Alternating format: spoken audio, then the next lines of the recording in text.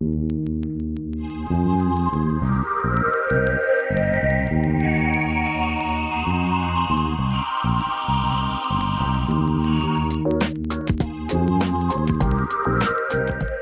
to Just Energy Radio with your host, naturopath and medical intuitive, Dr. Rita Louise. We have learned from Einstein's theory that matter and energy are one. Physicists believe that all systems in nature have their own particular way of vibrating. From the swinging of a pendulum to the waves of the ocean to the light that brightens the sky each day, each of these oscillates at its own unique rate. The same holds true for every thought, feeling, event, or word we speak. Each has its own frequency or rate of vibration. What many of us don't realize is when we take everything in our universe down to its simplest form, it is all just energy. Join Dr. Rita Louise on a journey through time and space where past, present, and future collide. Today, what you believe may be called into question. What we want to know is, who made up the rules? Be brave and step outside the box. We are about to turn our world upside down and venture into the unknown. Hold on. We are departing our own beliefs and entering alternative realms. Enjoy the possibilities. Hello and welcome to Just Energy Radio. I'm your host, Dr. Rita Louise, and thank you all for tuning into the show today. Wow, we have an interesting and exciting show. We are going to be talking conspiracy. In the first hour, we have former Governor Jesse Ventura coming on. In the second hour, we have Ted Torbich coming on talking about JFK and then false flags. But don't forget, Just Energy Radio is brought to you by soulhealer.com and the Institute of Applied Energetics. That's www.appliedenergeticsinstitute.com. One quick announcement before we bring the governor on. Don't forget, Ancient Mysteries International is hosting AM 14 in Angkor Wat. It's scheduled for March 22nd through 30th. It will be featuring myself, Stephen Knapp, Sasha and Janet Lesson. There are discount tickets still available. The conference is all-inclusive. You get to go and tool around Angkor Wat and different places in Cambodia. It is going to be so exciting. So check out ancientmysteriesinternational.com for more information about this upcoming event. So let me tell you a little bit about Governor Jesse Ventura, and we will get him on the air. So Jesse Ventura has had a very interesting career. He's worked as a Navy SEAL, a professional wrestler. He is a film star. He was the governor of Minnesota, the host of Conspiracy Theory that aired on True TV, and an author of a number of best-selling books, with his newest one called They Killed Our President. So please welcome to Just Energy Radio, Governor Jesse Ventura. Hi, Governor. How are you doing today? Hi, Doctor. How are you today? I'm doing well. I'm just so excited to have you come on and talk about this book, with this year being the 50th anniversary of the Kennedy assassination. You know, it seems like there's a whole new interest in this topic. Well, yeah, and there should be, because it's, you know, when you have an unsolved murder, the statute of limitations never runs out on that murder, and there's still a great deal of us out here who were alive when President Kennedy was murdered. And we would like an answer to it, and many of us feel we have never been given one. There's never been a trial. No one's ever been convicted for murdering the president, and it's kind of hard to live with that. It's like, it's unfinished business when you don't get any closure on it, when you can't get a conviction as to who killed our president. So your new book, They Killed Our President, why did you decide to actually bring this topic up in book form? Well, because I had been studying it probably diligently since about 1985. I was 12 years old when President Kennedy was murdered, and then there were a few distractions that happened. About a year later, the Beatles and the Rolling Stones came along, so I didn't pay much attention at that time, being a young teenager. But I do remember explicitly the day it happened, and then when I got out of the United States Navy, I was going to junior college, and it happened that Mark Lane came in and spoke, and I went and listened to him speak, and he was one of the first people that questioned the quote-unquote official version of the Warren Commission.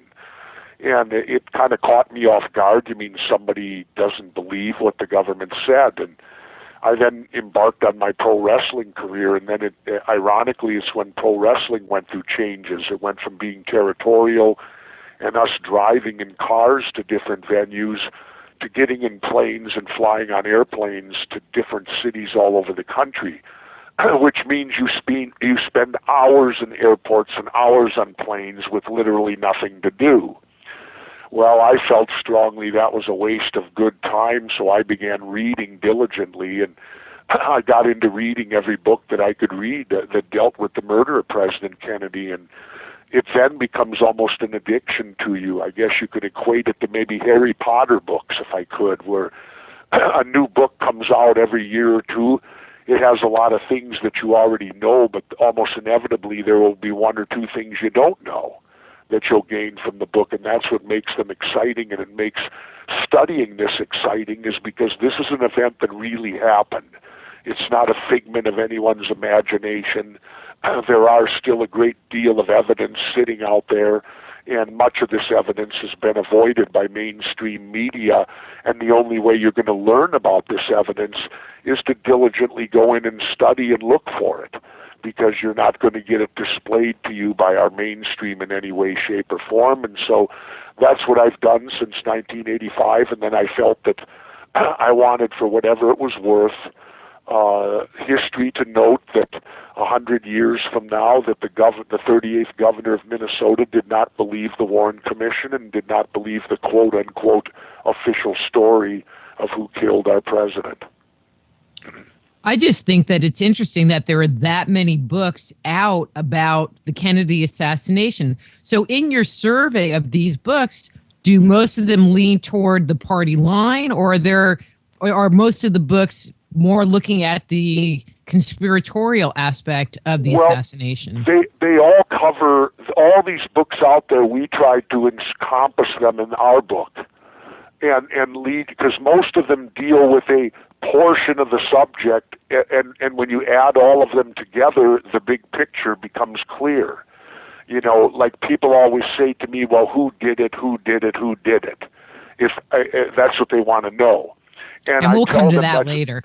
Well, that's a difficult thing to say, who did it. It's been 50 years. It's been a major cover-up.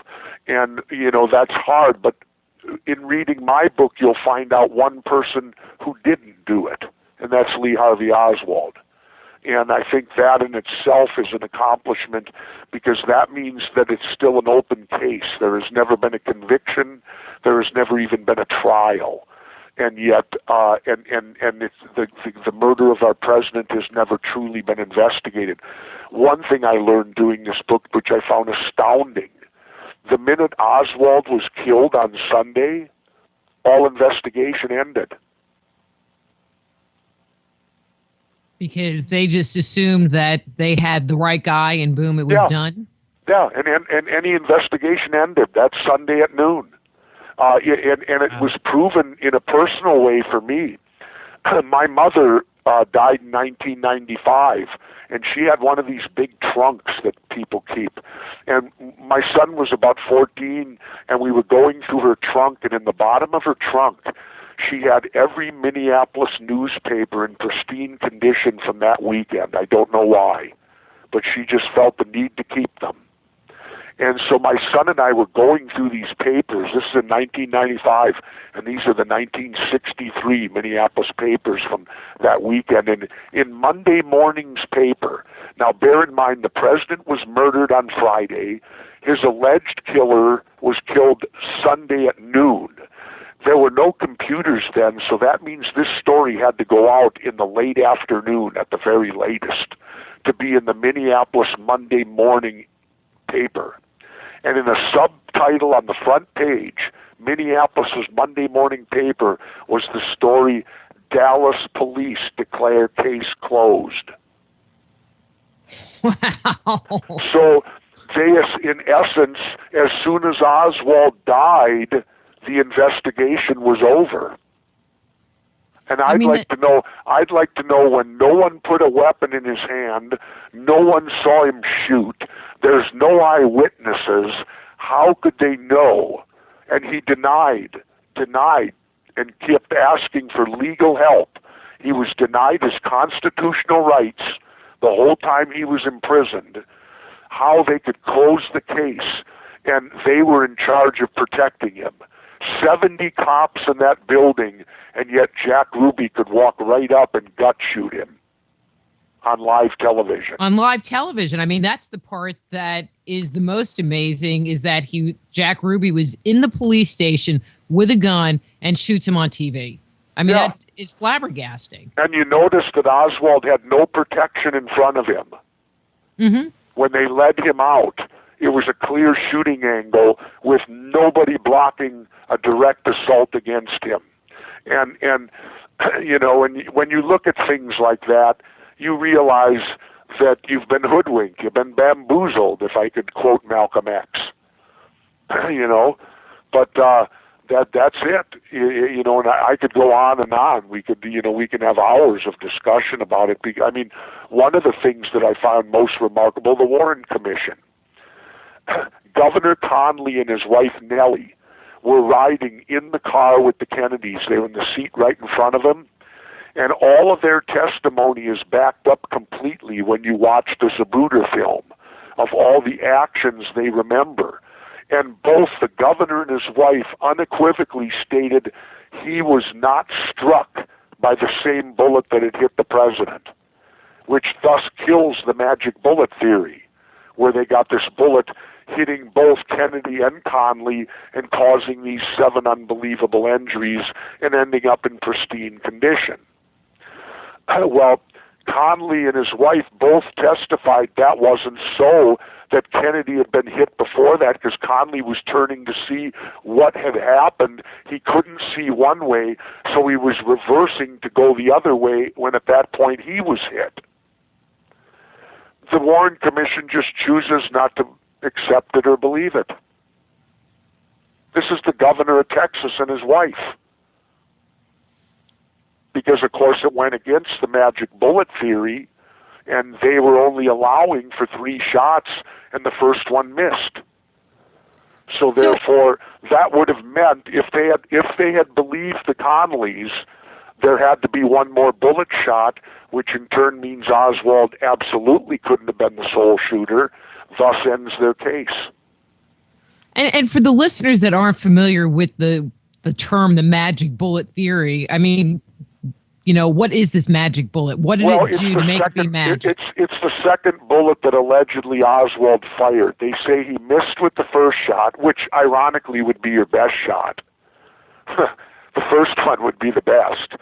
But he missed with that one allegedly. And then the second one allegedly hit Kennedy, passed through his body, struck Governor Conley, caused 7 major wounds between the two of them, and it fell out on a stretcher at Parkland Hospital in almost pristine condition. Now, the third shot was, of course, the fatal headshot. And it's argued, did it come from the back or did it come from the front? Well, in arguing that in my book, we go to all the doctors and nurses and people in the emergency room at Parkland Hospital, much the opposite of Tom Hanks's lying movie called Parkland. All the doctors there said the back of the president's head was completely blown out, that he had an entrance wound to his throat, and that he had an entrance wound also up in the right temple, which is also backed up by his press secretary when he came out at 1 o'clock to announce the president was dead. He announced that he had been dead from a shot through the brain, and he pointed right to his front right temple. Now, if the shot would have come from behind, like they want us to believe, wouldn't he have pointed to the back of his head? Well, you would think. Yeah. And following that line, I mean, with your military background, you know, I've seen the Zapruder film multiple times, and that final shot, to me, being a lay person, I've never fired a gun, so I don't know, but it just seems the way that his head goes to the back, that the shot should have come, you know, from the front and not the rear. Well, not even that. You can do splatter evidence of where the splatter goes. The blood, the tissue, it all went back into the left. the policemen in their motorcycles were covered with it. So that shows you right there the shot didn't come from the rear. How could it splatter backwards? It's going to splatter where where it exits from. And so you have the splatter evidence also. And it's ridiculous to believe anything else. But anyway, those were the 3 shots that they allowed for, and anything more would have been a conspiracy. And so that's why they had to protect that to everything, where they had to discount the Conley's testimony and ignore it. Plus, they did it to Mr. Newman. Everyone knows Mr. Newman if they've seen Zapruder. He's the guy you see lying across his children on the grassy knoll, covering them for fear, to protect them. Mm-hmm. I interviewed him, and he, of course, said the bullets seemed to come from over his shoulder, which put it right at the grassy knoll. And I read his statement to the FBI. Now, this is, other than the Conleys, this is the closest civilian witness to the fatal headshot, the closest one. And I asked him, well, how did the Warren Commission respond to your testimony? And I was astounded when he looked at me and said, well, I was never called to the Warren Commission. Yeah, and that's oversight. That's what you had happen here. The Warren Commission was not an investigation of the Kennedy murder. It was simply to rubber stamp what the FBI wanted told as to J. Edgar Hoover and them as to who killed the president, which Hoover already declared 24 hours after the murder. The other thing that's great in my book, see, people need to understand there were 2 conspiracies that took place. The conspiracy to actually kill the president, and then the conspiracy to cover it up. And on the cover-up, we open the book up with what I like to refer to as not a smoking gun, but a smoking cannon. It's called the Katzenbach memo. Now, this is an actual government document. Well, Jesse, why don't you hang on, and let's kind of walk through some of the elements and then get into the cover-up part. Well, how does that sound? All right, but we got to hit the Katzenbach memo, because let me just hit it right now. Okay. This is a memo from Nicholas Katzenbach, the then acting Attorney General, U.S. Attorney General, in place of Robert Kennedy, because Robert's brother's dead on Friday. He's not coming into work Monday. This was his Monday memo to new President Lyndon Johnson. And to paraphrase it down, number 1, the public must be satisfied that Oswald was the assassin, that he did not have Confederates who are still at large, and that the evidence was such that he would have been convicted at trial. Then it goes on to finish with this statement. It says, we need something to head off public speculation or congressional hearings of the wrong sort. I would love to get the definition of a congressional hearing of the wrong sort. You mean the truth? Is that what they're saying? That memo is amazing. Well, because basically it's saying cannon. Shut up and roll over and just do what we say. Well, and that's exactly what happened. And this memo came out Monday morning. Wow. And that's exactly what happened. That was the exact investigation. They were going to head off any unwanted congressional investigations. They formed the Warren Commission, which was there to rubber stamp what J. Edgar Hoover said. See, I've never heard of that memo before, so that's a new one. Well, that's why I wanted to get to it when I did, because, like I said, that shows the entire cover-up right there. Exactly. And that's as bad as the murder, because if you knowingly cover up the murder, you're an accessory to it. Okay, so I'm going to ask this question. If you say you can't answer it, that's fine too. But where did you find this thing? I mean, is it part of the public record, or did somebody get it for you? No, it's part. You just got there. The greatest man in Kennedy folklore is Harold Weisberg. Harold died in 2002, but Harold wrote a book called Whitewash in 1965, a year after the Warren Commission came out. I'm reading it right now. And in 65, Herald totally debunked the entire Warren Commission. He took his book to 112 publishers. They all said it would be a national bestseller, but none of them would print it. Nobody in our country or 13 other countries would print Herald's book, and so he self-published it. Today, Skyhorse is reprinting it, my publishing company, but it's a tough read because it's written on a typewriter. Interesting. And the majority of all these facts were known by Herald back in '65. So that's, it's people like him that go out and use the Freedom of Information Act. They force the government's hand. They get these documents, and they take the time to go through them and find them. The Katzenberg memo, like I said, that isn't Jesse Ventura making it up. That is a memo that was sent from then acting U.S. Attorney General Nicholas Katzenbach to new President Lyndon Johnson Monday morning. You just hear stories of memos and information coming out from the Freedom of Information Act, and the majority of it is redacted. And so to not have all of that information redacted is kind of shocking. Well, sometimes things slip through they slip through and they get through, People make mistakes. People don't declassify what they're supposed to. And my view is, don't we have the right to know everything since they pay for it with our money? Well, I'm not disagreeing with you. I just, again, think aren't we supposed to have open government? Like I said, I just find it kind of surprising that it did slip through. Good for us, bad for them. Well, and it happens. And my book has many, many more like that. Great researchers like Harold Weisberg and my co-writer Dick Russell and my other co-writer David Wayne, you give them the credit. They're the ones that go out and do this research for me.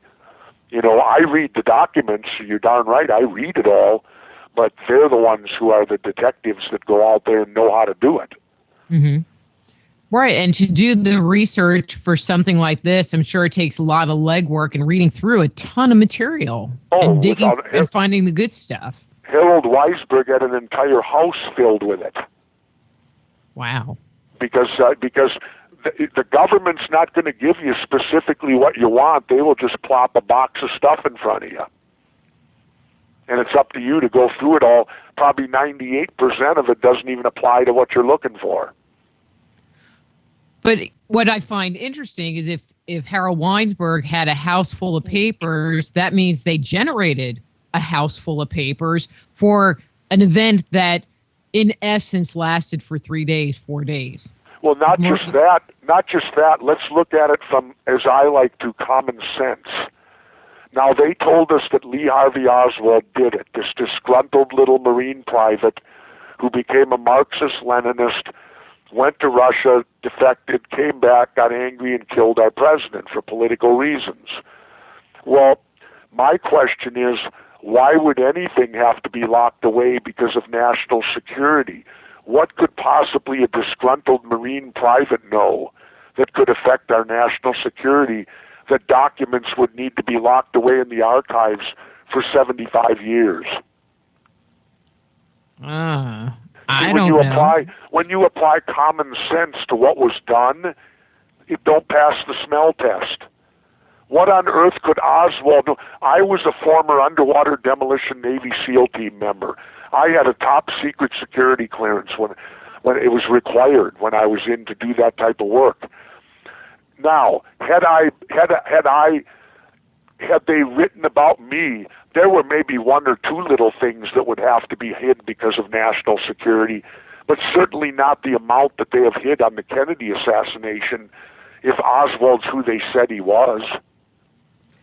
And let me ask you a question about Oswald. Do you think, based on your observation, because I know you have great observation skills, that the character that they present of Oswald, or from your research of who Oswald was, do you think he even had the chutzpah to do it? The strength of character to do it? What they tell you about Oswald is completely false about him. He was very intelligent. He worked in military intelligence.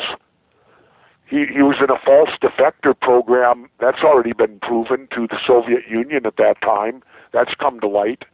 And Lee Oswald was just a low-level intelligence operator that he wanted to be his whole life. Because when you read about him, he was very much influenced by a TV show in the 50s of a guy who played a secret agent and led a double life. And that's what Lee wanted to do. He found that intriguing. He used to read tremendously.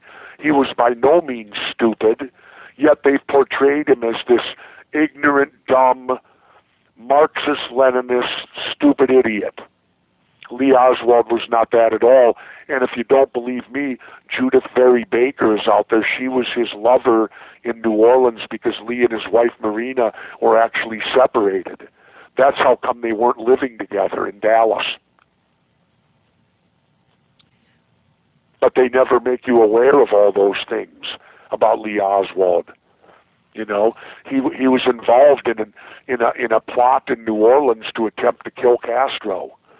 And it was with Dr. Alton Oshner, the famous cancer doctor down there. Is that with that fast-acting cancer that they talk about? Yep. You can read about it in a book called Dr. Mary's Monkey, and you can read about it in Judith Very's book, Lee and Me. And they were attempting to try, because at that time, we were making a concerted effort to assassinate Castro. And one of the ways they chose to do it was biologically. They were going to try to infect him with create a fast-moving cancer that would kill him within, a couple of months, and the autopsy would show cancer and no one would be any the wiser. Now, take that thought process and apply it to Jack Ruby. What did Jack Ruby die from? A fast-moving cancer that he himself claimed was administered to him because Ruby knew about the whole program. He was also part of it, along with Oswald. Well, and I feel like they still are using that cancer today, and it's.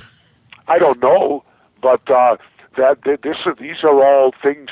Did you see the movie JFK? The one with Kevin Costner. Oliver Stone movie. The Oliver Stone movie. JFK. Sure did. All right, you remember David Ferrie had all the white rats in his house? Yeah. Well, that was because Judith couldn't do the experiments she needed to do at Tulane University. They had to keep it quiet and hidden, so her laboratory was David Ferrie's house. See, Judith fills in all the blanks of New Orleans with Lee Oswald. What he was doing there, what was going on, and then she was back in Florida when she watched him get killed on TV, and a day later, David Ferrie, who later was killed, called her and said, "Judy, if you want to live, you better disappear." And she did, for 35 years.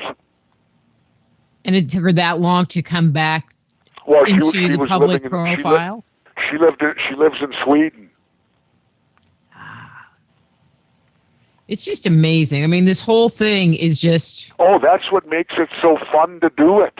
I mean, this is better than anything Vince Flynn could write. It's better than anything Tom Clancy could write. And the people are real. It's like when I was doing my TV show. People always say, well, if there would have been a conspiracy, someone would have talked. Well, the point is people have talked. It's just that the media won't report it. Richard M. Nixon, our president, on the infamous Watergate tapes, states unequivocally on the tapes, the Warren Commission is the biggest hoax ever perpetrated on the American people. Well, one of the things that the Warren Commission makes me think of, they have a bunch of government officials left in charge of determining the cause of the whole situation. And the closest parallel I can think is putting Monsanto employees in charge of determining if GMOs are safe for us. It's exactly. The Warren Commission wasn't there to find the truth. The Warren Commission was there to give the public the impression that all the evidence pointed to Lee Harvey Oswald and no one else. Any evidence that didn't report to him, like the Conley testimony, was simply ignored. Plain and simple. Well, it seems like they do that in a whole lot of other areas, but that's a totally different... Remember this. I like to always say this. whenever the government comes out with what they call the official story, it's properly named because it's generally to protect officials. That's why they name it that. Well, I would high five you if you were in the same room with me. Well, That's no, because that's what it is. It's their story. Mm-hmm. Whenever the official story comes out, it's there to protect the officials. This is their story, and they're sticking to it. Well, and in this situation, it does seem like there are a lot of officials involved in this whole thing. I mean, if it was just Lee Harvey Oswald acting alone, then why would the government be running so scared? Exactly. You know, people have said to me, aren't you in fear of your life because of, talking and exposing? And I was somewhat threatened when I went to Dallas 10 years ago, believe it or not. Not threatened, but I was warned to be careful. And that's a whole other story. But I've had people say to me, well, aren't you worried? And I always counter and I say this, well, if it's what they told us that Lee Harvey Oswald did it, well, he's dead. What do I have to worry about? Nothing. If I ask questions about it, and if the story's true, well, the perpetrator's been gone for 50 years. What do I have to worry about now? If something were to happen to me, well, that should show people that, obviously the perpetrator wasn't Oswald. The cover-up continues, I guess. Well, sure it does. It'll always continue. I do not believe the government's never going to admit that a coup d'etat happened that day. They're never going to admit that they covered it up. They're never going to admit they deceived the American people. And it goes on today. And like I've said to people, they say, why is this so important? It's been 50 years. And I always define that as this way. And again, I can't tell you exactly who they are, but please hear me out. If they can kill the president and get away with it for 50 years, what can't they do?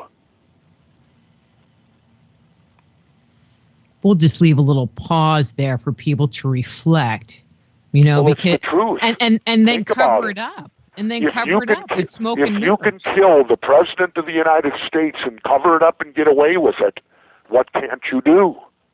Nothing. Amazing. Simply amazing. So I want to go back to some of the elements that, and start with what led up to the assassination. Sure. So was there anything unusual that was against protocol, because they were doing the motorcade through Dallas and through Dealey Plaza.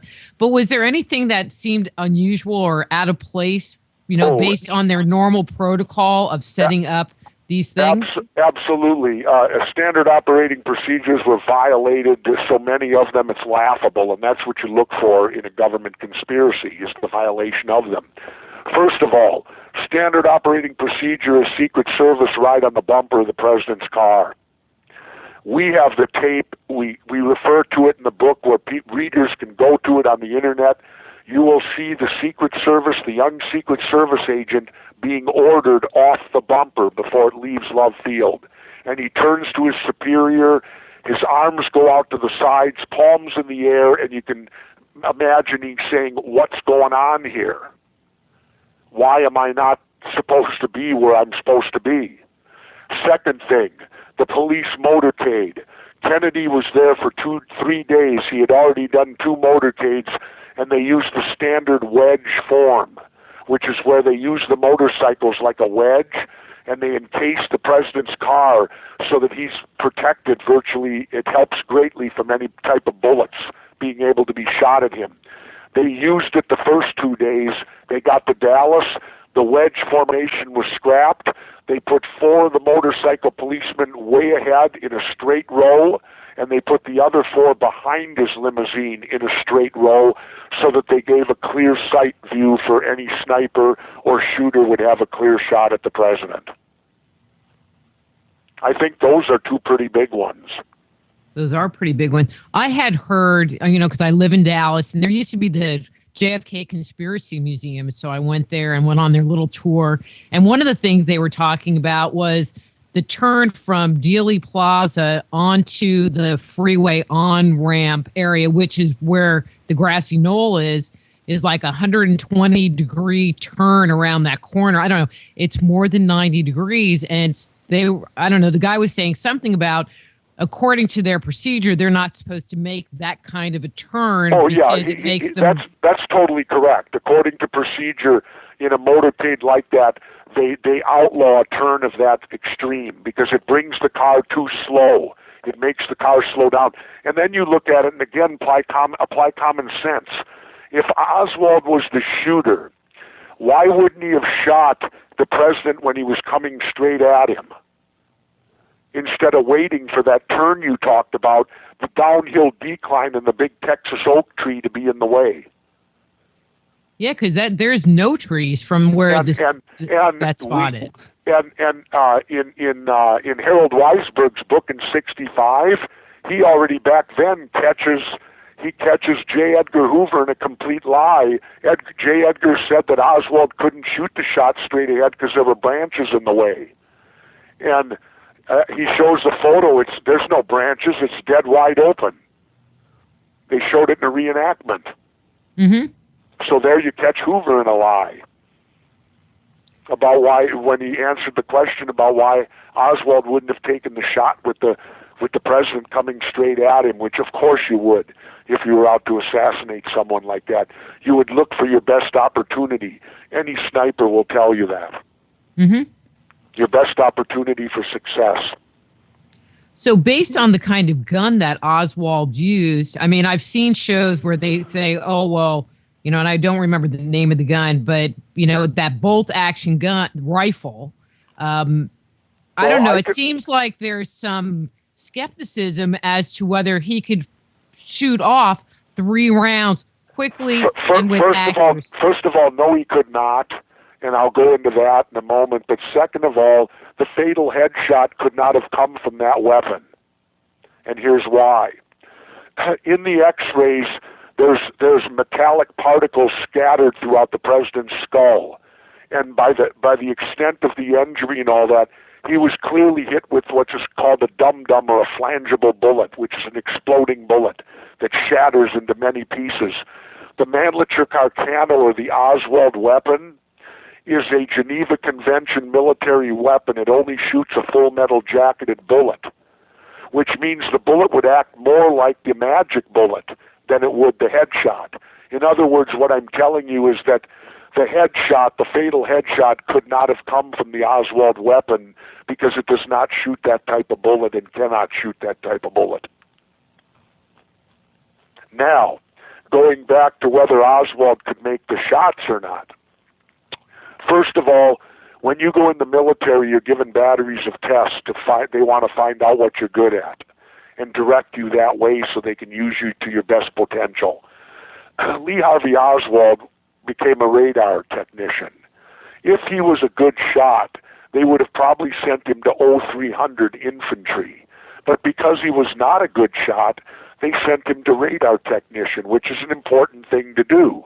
Not everybody is cut out for combat in the infantry. Oswald, in other words, for lack of better terminology, was a pencil pusher. He probably never even hardly carried a weapon other than in boot camp his entire time in the Marines because he was working at an intelligence base where the U-2 spy planes were in Japan. Now, Carlos Hathcock is the greatest Marine sniper in history. He was the former head instructor at Quantico, the Marine Sniper School.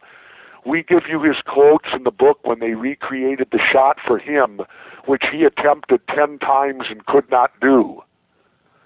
And they told him that this is the shot Lee Harvey Oswald did do. They showed him his scores of what he shot and the fact that he was a radar technician. And I'll leave it to the reader. Read what Carlos has to say about it. Okay. In other words, if Carlos couldn't make the shot, Lee Harvey Oswald's not going to make it. Well, and was he making, are you talking about all 3 shots in succession? Yes. They set it up completely, the exact thing the Warren Commission said Oswald did. The same distance, the same targets, everything. And Carlos could not make the shots and attempted. I tried. I couldn't do it, and I tried it 5 times. And yet, when I did say, okay, I'm going to hit with the first shot, I was deadly accurate. And get this, the Oswald weapon, when they discovered it, the Mannlicher Carcano, it was not sighted in. They had to put 2 of these metal shins in the sight to make it accurate. Any hunter will tell you, you don't take any weapon out that hasn't been sighted, because if you do, you're never going to hit anything. You know, it just makes you wonder if you go into that area, you know, where the grassy knoll is and the grass area. The sorry thing to say, it makes the Warren Commission laughable. Well, it just makes me wonder if you went out there with a metal detector, if you would find bullets. Well, there was a bullet discovered. There was a shell casing discovered by the picket fence a decade later. And James Files, who is a character in Illinois prison right now, he claims to be the shooter from the grassy knoll. And what's eerie about it, he said his trademark, he was a mafia assassin, a killer, former military, and he said his trademark was whenever he'd kill someone, he'd take the empty cartridge and he would bite it with his teeth before discarding it. This casing they found in Dallas was discovered to have human teeth marks in it. And Files claims to be the shooter. I don't know if he is or not. We cover him in the book, but it's just kind of eerie when you hear what it was that he used to do, and then that a casing was found, and it was determined that it was crushed in by metal teeth marks, exactly what he said he used to do with the empty casings after he was successful. You know, too bad it was sitting outside for so long, where now they could try to get DNA evidence off of it, but I would assume it's all been washed away in the interim. Oh, yeah, absolutely. You'd never get anything off it. You know, it laid out there for probably a decade or more before it was discovered. So I want to go back to the magic bullet, and not the travel of the magic bullet, but how it could possibly end up in the stretcher pristine with Kennedy. I mean, this is my line of thinking. So the bullet comes from behind, goes through, 7 different impact points, but it was ahead of Kennedy. And if it did exit Governor Connally, it would be in the dashboard. It would be in the front seat. It would be forward. So how would it end up in the stretcher with Kennedy? That doesn't even make any sense to me. It didn't end up necessarily with the stretcher with Kennedy. It just was found on a stretcher at Parkland. And what the Warren Commission said was that Connally had been on that stretcher and it allegedly fell out of his body. Well, that's the answer. I mean, I'm only repeating what the official answer is from the Warren Commission, was that it was the bullet round, and to debunk that, Connally had surgery, and it's a known fact that bullet fragments were left in his body, and the surgeon even said that they were. And if you add the bullet fragments left in his body to the magic bullet, it's bigger than it was brand new. Okay. So how can they say one bullet left these fragments? Because a bullet can't get bigger than it is new. Right. Amazing. It's just amazing. That's why I'd love to debate people like Bill O'Reilly and that write these books that Oswald did it. In the front of my book, I challenge him. I say, debunk these 63, and if you won't do that, how about debating me on it? Let's debate on it, and you can answer these questions. You know, the question like I was on with Michael Medved, and in the end he said that I'm not sold, I'm not buying it, I'm still going with the Warren Commission. And I didn't have time to really ask him, here's what I'd like to ask these people. What would it take? What evidence would you need to see to get you to break away from that official story? You know, when you start looking at this or other conspiracy theories, or abnormal things like UFOs or ghosts or any of those kind of things, there is this huge body of evidence to support the conspiracy facts, but so many people just want to dismiss it and overlook what just is common sense.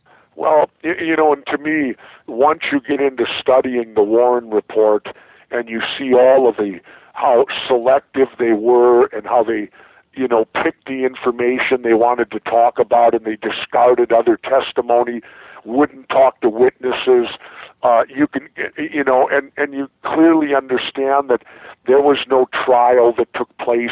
No witnesses were subjected to cross-examination by another attorney. They could put into the record things that were not true, and there was no check and balance for them to be caught on it.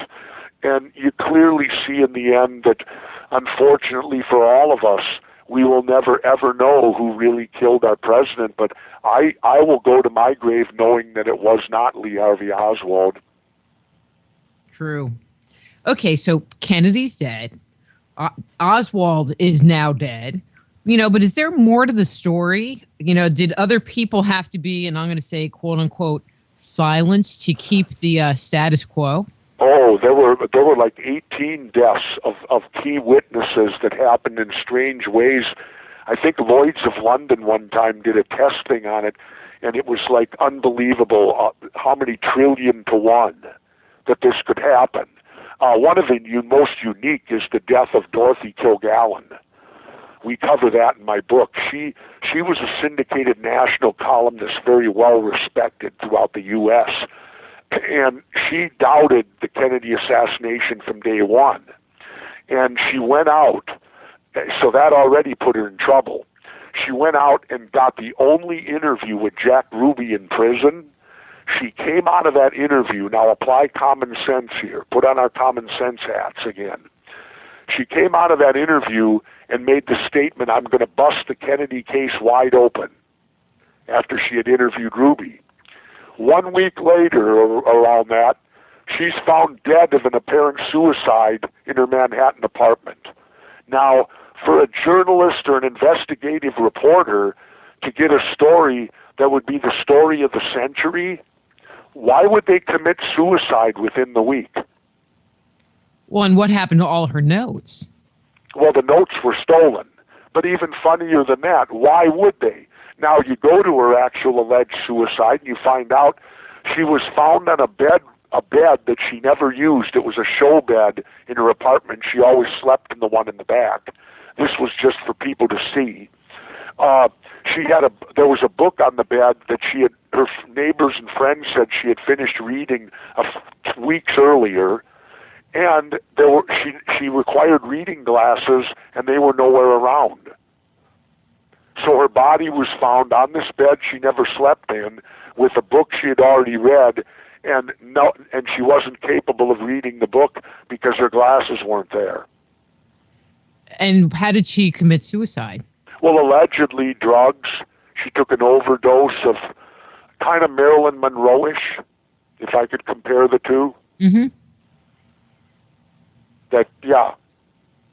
She overdosed allegedly on a huge volume of drugs, and yet there was no vomit, there was no throw up or anything. On the eve of you becoming probably one of the most recognizable figures on TV, with the story that's just hard to believe.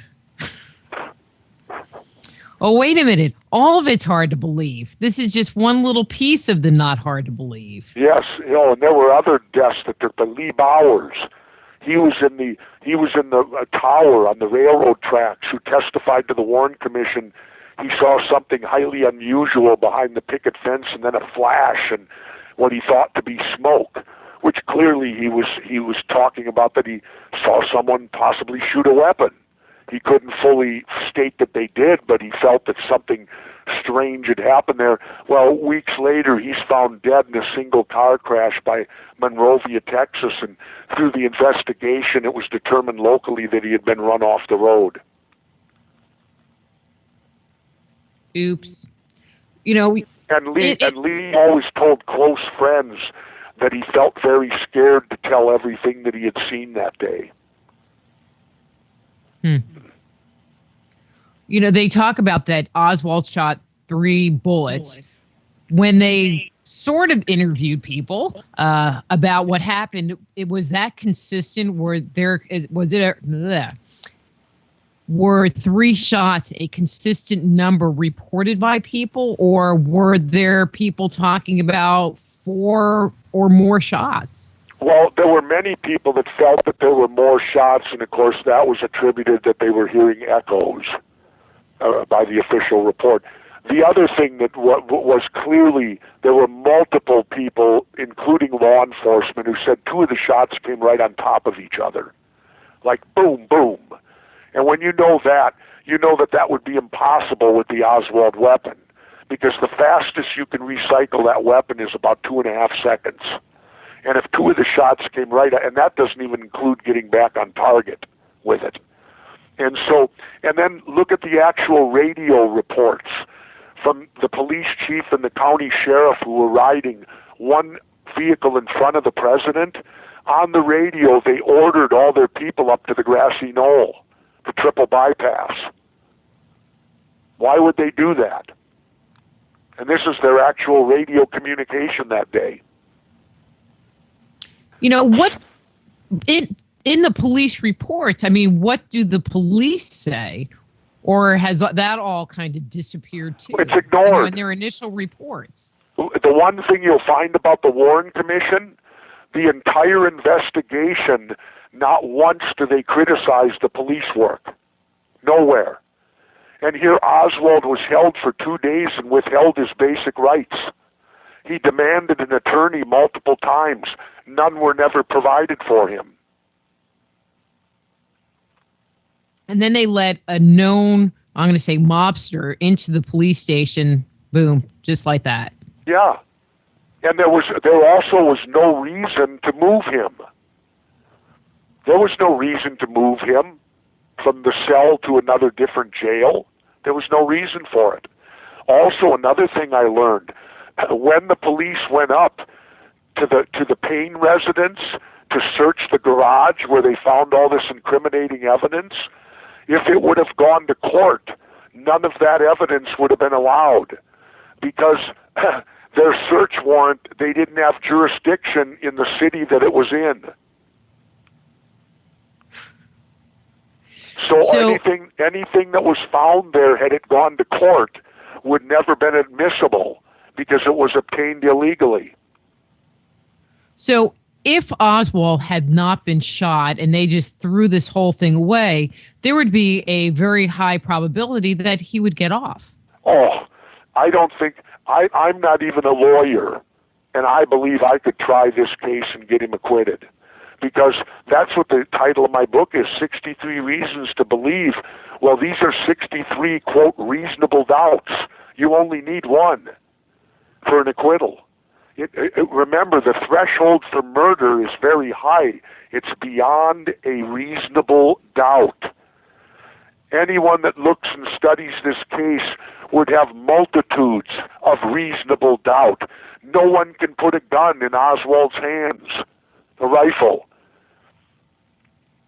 How do you convict someone of murder when you can't put the murder weapon in their hands?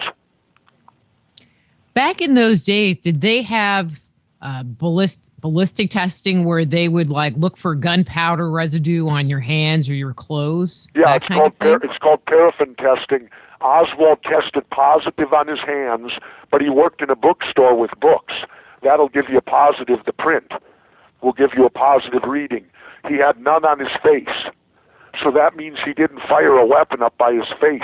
I guess they would have us believe that he washed his face with rubber gloves on. But I thought that it takes actually a little bit of time to get that stuff off. Well, I'm being funny there. Oh. I'm being humorous there, because that's what it would have required. Oswald would have had to wash his face, but in order for the paraffin to stay on his hands, he would have had to wear rubber gloves to do it. Oh, got it. Okay, so we're getting close on time, so I'm going to throw out the $1 million question, which I'm sure everybody asked you, but I fear we'll save it for the end. So, who do you think did it? I mean, what's your speculation as to who did it, or how high up the chain of command are we talking here? Well, if you look at it logically, and again, I say apply common sense, and I'm not saying that it is so, but in any homicide, the first thing a detective looks at is who stood to gain from it. Who benefited from this person's death? And if you look at it from that aspect, the answer is clear: Lyndon Baines Johnson. He was neck deep in two huge scandals, the Billy Saul Estes and Bobby Baker scandal. There was word he could actually even go to prison over them. Kennedy was talking about dropping him from the ticket in '64, and magically, when he became president, all of this disappeared. So do you think his strings were being pulled? Then you can add in the testimony that we put in the book from Madeline Brown, his 20-year, what would you call her? What's that when you got another woman? Mistress. She even bore his child. She talks about a meeting the night before Kennedy was killed with Hunt Oil guy, Nixon was there, Hoover was there, all these people, the head of the Chase Bank that was on the Warren Commission, and she said, Lyndon came out of the meeting all flushed and red and came over and squeezed my wrist excessively hard and grumbled, after tomorrow, those Kennedy boys will never embarrass me again. Now, do you believe her? I don't know. But that's what she's on the record. We talk about it in the book, that she states this happened, and I guess it's up to you to believe it or not. But, Lyndon Johnson, plus the fact that his main assassin, Mac Wallace, his fingerprint was found in the shooter nest as one of the unidentified. But I had heard that there was, this is, just the rumors that fly around, that there was like some mob connection, or, it was a mob that went after him. Well, there certainly could have been. Let's just back up and we'll finish with this. Okay. Kennedy made a tremendous amount of enemies domestically. The mob hated them because Bobby was deporting them and was warring on them.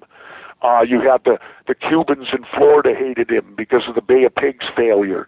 The CIA, he had fired Dulles Cabell and the third guy, I forget his name, and said he was going to break them into 1,000 pieces. They hated him. The Joint Chiefs in the Pentagon, he wasn't going to go to war in Cuba. He wasn't going to go to war in Vietnam. And also the oil men. He was going to take away the oil depletion allowance, which was their biggest tax write-off. Plus, he talked about battling the Federal Reserve. Ooh.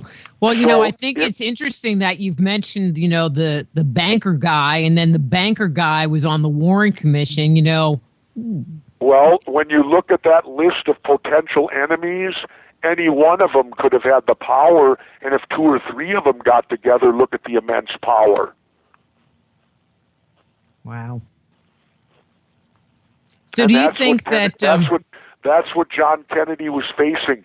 He wanted to take the country to peace, and there were people that wanted to go to war. And if you look at, and I'll finish with this, had Jack Kennedy lived, we'd be living in a much different world today. Imagine what it would have been like with no Vietnam, and if the Cold War had ended in the 60s. It would be a very different place, but even with Kennedy being killed, it really changed the country at a very deep roots in a very different way that I don't think people expected. Well, the country has never recovered from the death of John Kennedy. Yeah. And it probably never will. Mm. And that's what we're faced with today. But I think it comes down to, and then we got to end there, but it comes down to the simple question, how do we build history if our history is based on lies? We can't. You can't. So therefore we have to tear down this house of cards and resurrect the truth. And we can start by admitting publicly, the mainstream media, that Lee Harvey Oswald did not kill our president. He's been blamed for it, but he's never been convicted of anything. True. Governor, our time is up. Thank you so much. Great interview. Always love having you on the show. Thank you, Dr. Louise. My pleasure, and I'll look forward to doing it again if I ever do anything to get headlines. Okay, sounds great. Okay. Sounds great. You take care. Bye-bye. Thank you. All right, bye. That's Governor Jesse Ventura. His book is They Killed Our President, and we'll be back with Ted Torbich after these words from our sponsors. Just Energy Radio with your host, Dr. Rita Louise, will return right after these messages.